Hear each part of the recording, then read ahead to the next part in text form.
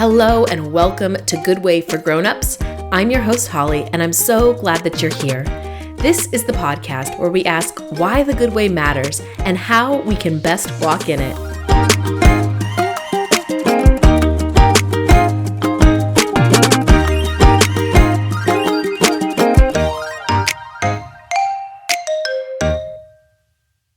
Hello and welcome to another episode of Good Way for Grown-Ups. I'm so glad you're joining me.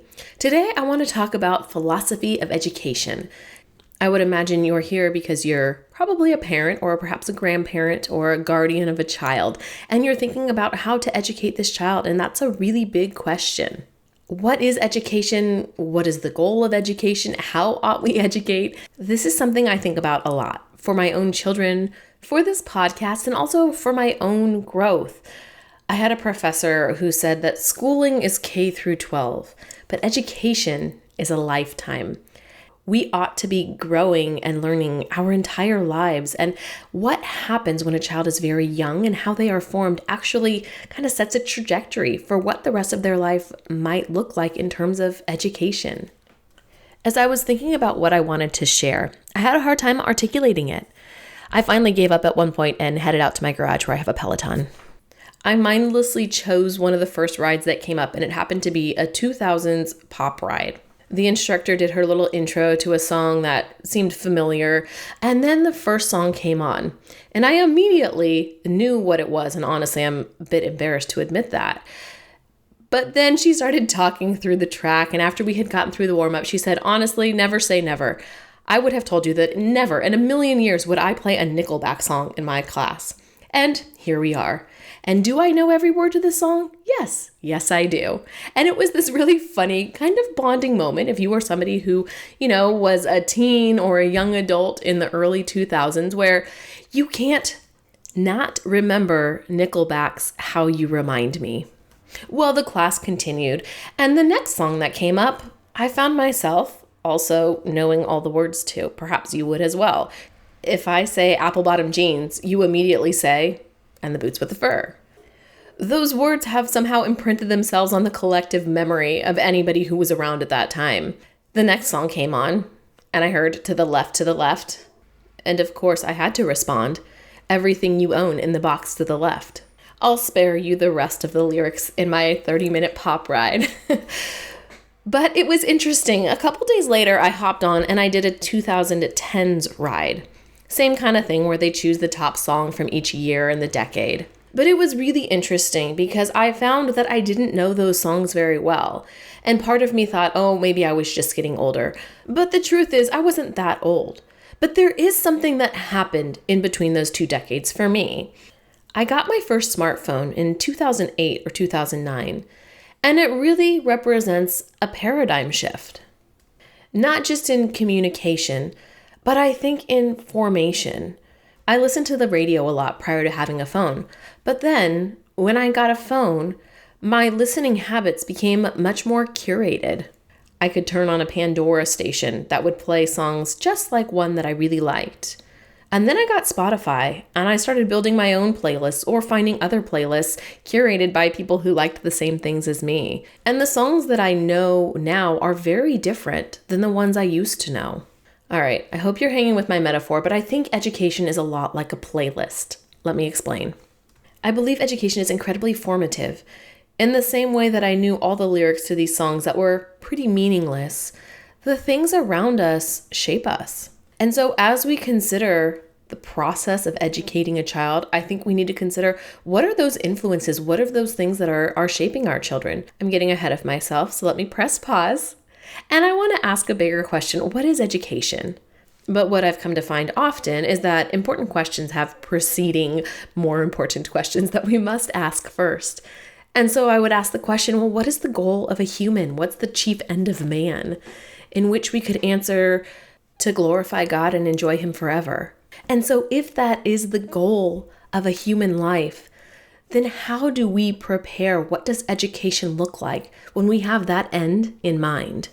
While there are many answers to this question, I think some are better than others, and some are absolutely essential.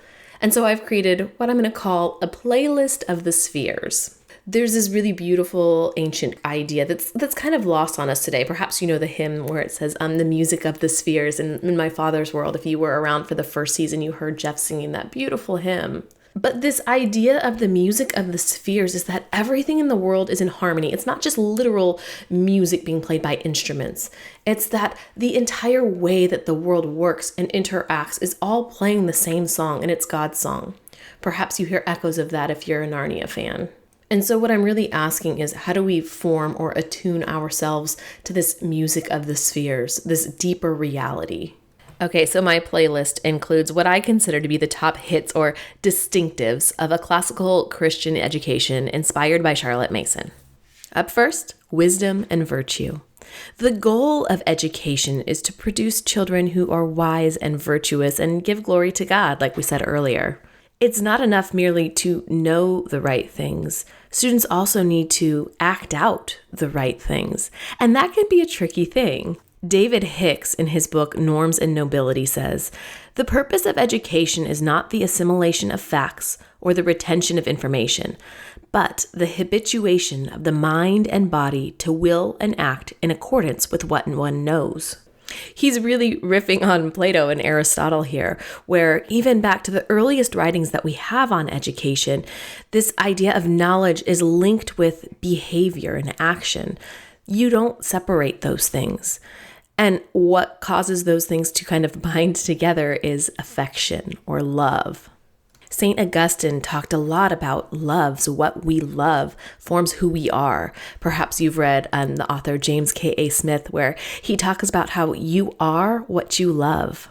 And so part of education has to be not just telling students the right thing or having them know the right things, but come to love the right things. And so how do we do that? How do we form their affection so that their knowledge becomes wisdom and virtue? That leads us into track number 2. Goodness, truth, and beauty. Now, this trio is often called the Transcendentals, and the idea comes from Plato a long time ago when he was really contemplating things that were the most true, the things that were real. And so by contemplating goodness, truth, and beauty, we're really aligning ourselves to that deeper reality. And so this is something I think about a lot in the podcast. What stories, what songs, what poems am I offering to children to help form their idea of what is good, what is true, what is beautiful? Perhaps you've noticed that I often try to tie things together and make connections in the podcast. And so that leads us to the next hit, which I'm going to call integration, or if you're a Charlotte Mason person, the science of relations. We have this bad habit in modern education to compartmentalize learning where things are so disconnected, you don't see anything as fitting together. We often analyze learning where we take things apart and break them down to their simplest parts, rather than, as Charlotte Mason would say, synthesizing the learning, putting things together in a context that makes sense and that's really meaningful. In a classical education, we would talk about the humanities, where what's happening in history goes along with what's happening in literature, in science, in philosophy, in what's happening in the church, right? All of these things are connected and they impact each other. Music, art, poetry, right?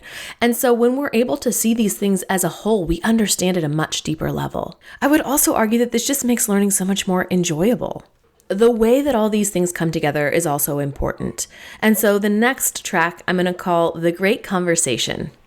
Now, a part of this is that when we talk about classical education, we're not simply talking about educating students in the same exact way it was done in the past. What we're saying is that there is wisdom and there are principles that we can draw and apply in today's context. And that's really what the Great Conversation is all about.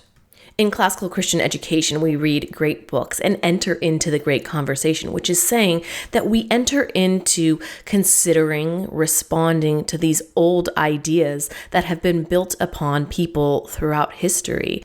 So, for example, we start with Socrates, and then Plato kind of helps communicate his ideas to us, and Aristotle goes from there. And then the church father comes along, St. Augustine, and he takes Aristotle's idea and interprets them a little more. And then you can even jump ahead to today, where we have authors like James K.A. Smith, who are then kind of helping us understand the ideas that Augustine was talking about. And so, as you can see, this conversation builds and becomes greater throughout time as more people engage with it and bring more wisdom. And consider also that what Aristotle is talking about in his day isn't going to translate the same way today. So how do we figure out what those important principles are and then how they apply in today's context? Because it's going to look so different.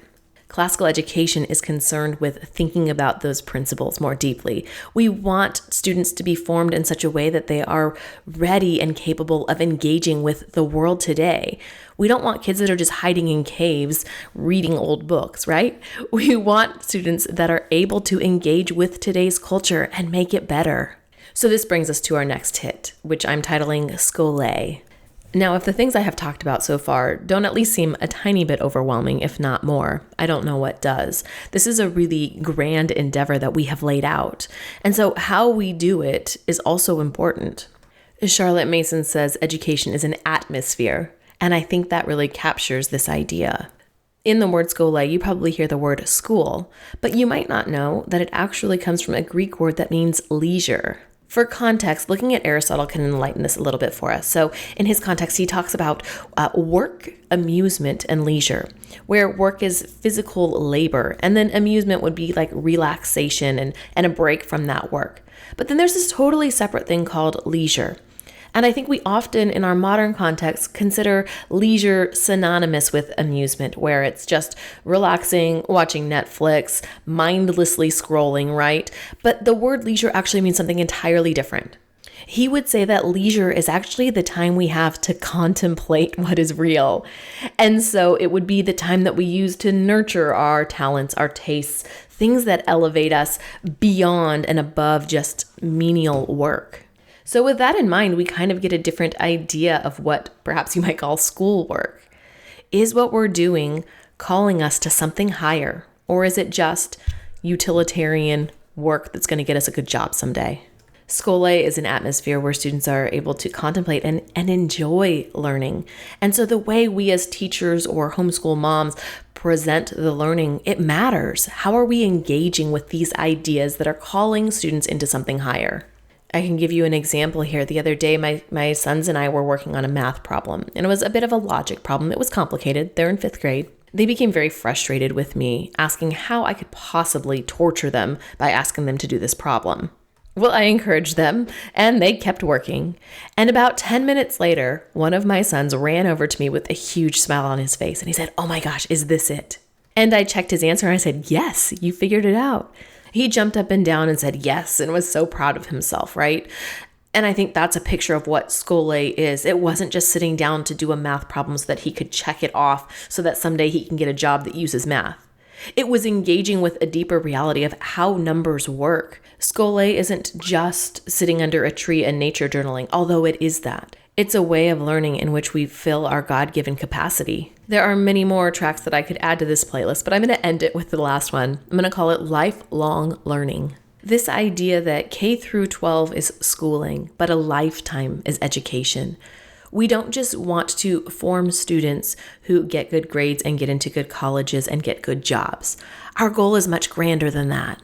You don't accomplish wisdom and virtue and check it off and be done, right? Particularly not when you're 17 or 18 years old. However, you can set a trajectory that will inform the rest of your life, and that's really what we're going for.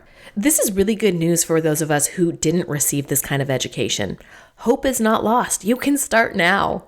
This process of becoming wise and virtuous by beholding the good, the true, and the beautiful, by entering into the great conversation through Scholae and becoming a lifelong learner, this is what makes us more human. It helps us to become who we are, and that gives glory to God, which is the aim of education. And so as you consider what it means to educate your children, perhaps even redeem your own education, I want to leave you with this exhortation from a Catholic monk named A.G. Sertillanges. Apologies, I'm sure I butchered it. I don't speak French, but here's what he says. Learn to make the best use of that limited time. Plunge every day of your life into the spring, which quenches and yet ever renews your thirst. Thanks for joining me. Till next time, don't forget to look for the good way and walk in it.